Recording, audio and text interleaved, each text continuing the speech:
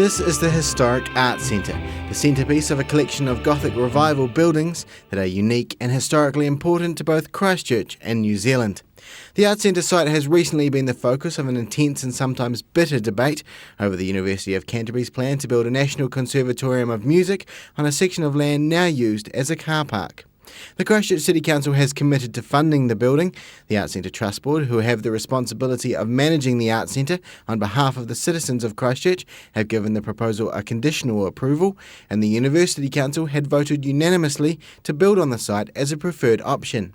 But opponents of the development have raised concerns over the impact on the heritage values of the site and over the way both the Art Centre Trust Board and the City Council have gone about the process.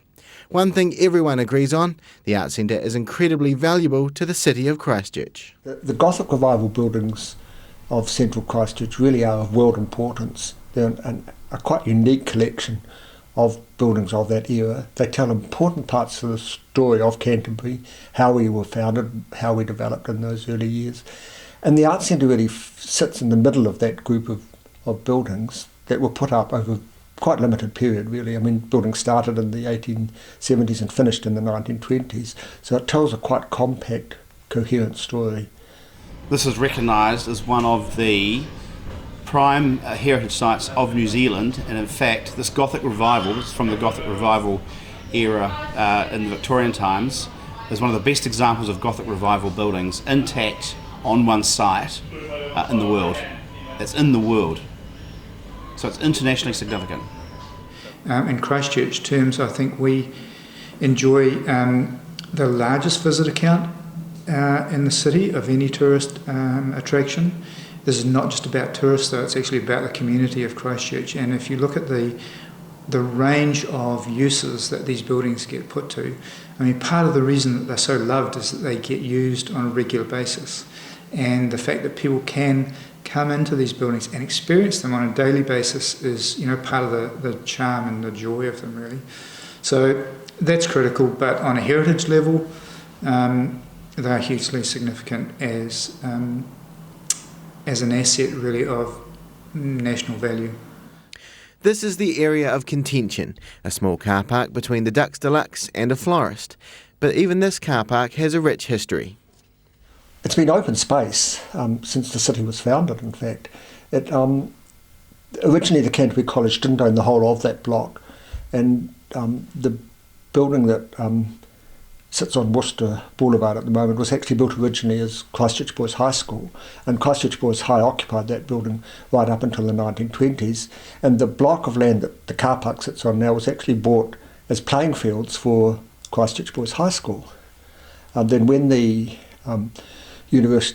Boys High finally moved out to Fendleton, and the college, as it was then, took the Boys High buildings over, they also took over the open area as a car park. There were plans in the 1920s to put a building on that site to house the student union, but what happened in the end was that they bought what's now the Ducks Deluxe building, and the car park just remained open space, as it has been right from the start.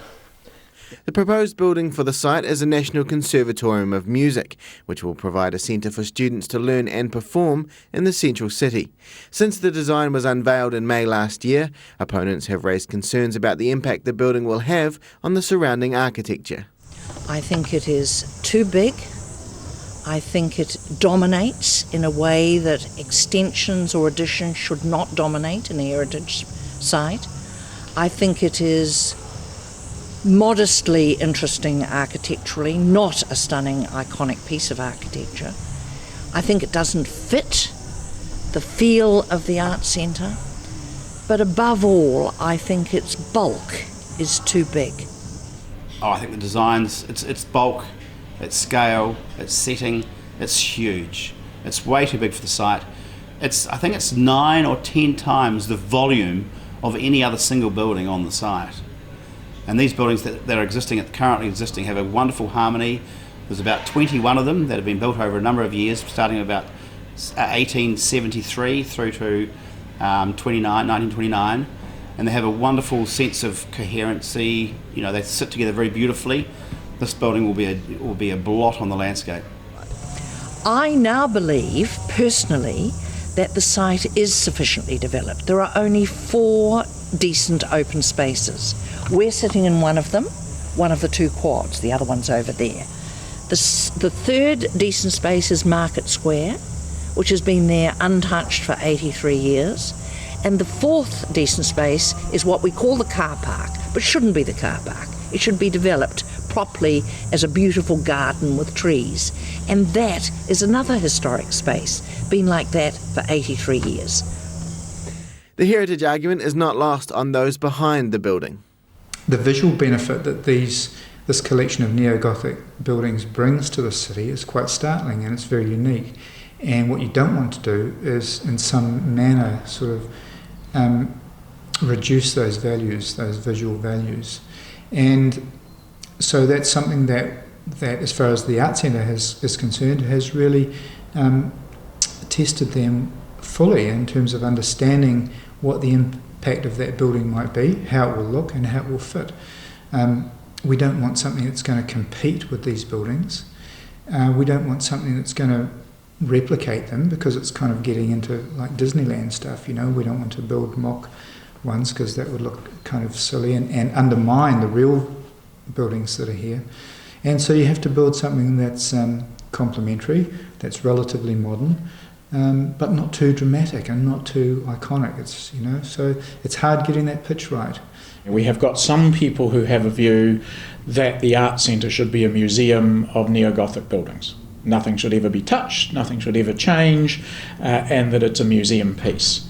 That's a view.